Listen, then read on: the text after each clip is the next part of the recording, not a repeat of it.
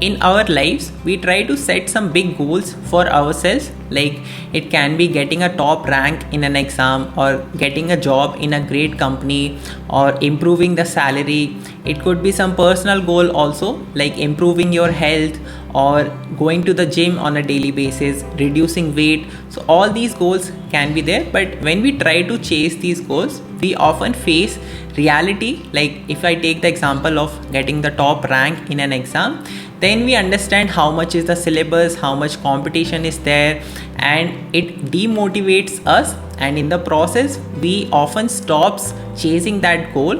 So in this video I want to talk to you about this book called Atomic Habits by James Clear, and this book targets these specific questions, like how can we achieve massive success by taking these small steps. So how do these small actions or habits help us in growing over time?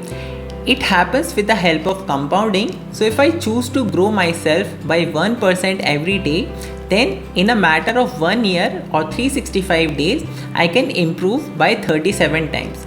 Whereas if I don't focus, or if I'm getting worse by 1% every day, then in a matter of 1 year I can reach to almost zero in that particular skill. One problem associated with small changes is that we do not see any improvement on a day-to-day basis.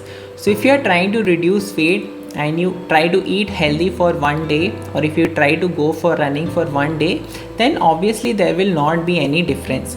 And even if you repeat just for a few days and you are checking your weight, then it is likely that there will not be any change. But if you can repeat these actions over and over, even if these actions are small, then it is likely that over the time you will improve in whatever goal you were aiming for. So one analogy here would be, let's say there is a wire and I'm attaching 1 kg weight to this wire on first day. On second day, I add another kg load to this wire, and on the third day, I add 1 more kg. So the total weight is 3 kgs. Now for a few days, I keep doing this and there will not be any difference. But on a particular day, let's say around 15 kg, based on what kind of wire it is, the wire will suddenly break. Then would it mean that the wire broke because of the last 1 kg weight, or would it mean that the wire broke because of all the weights that went before that? So obviously the second case is true here, that the wire broke not just because of the last weight, but all the weights that went before that.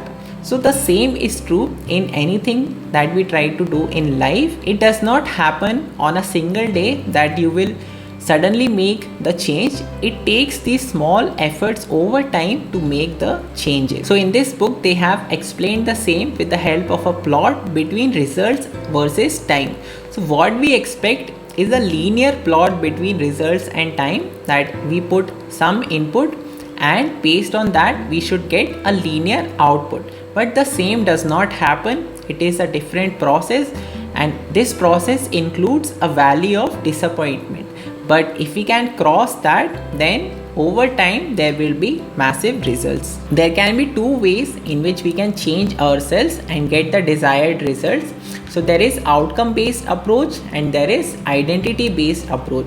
In the outcome based approach, first we set some goal and then we follow the processes to get to that goal.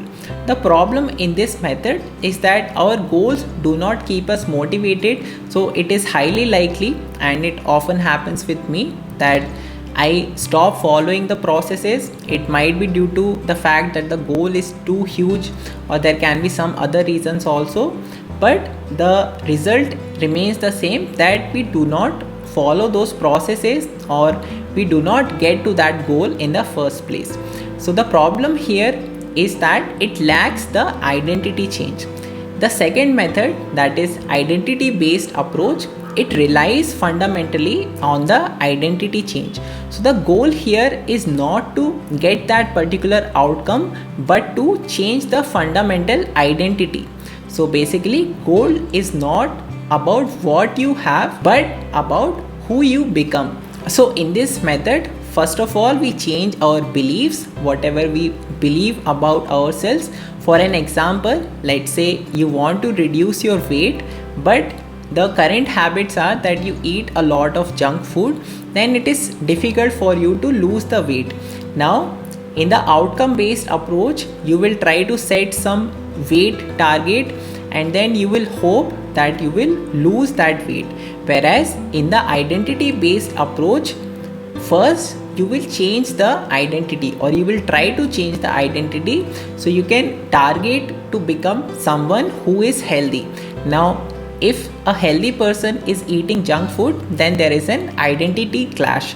So basically, if you're targeting to be healthy, then you can find different ways or processes with the help of which you can become healthy.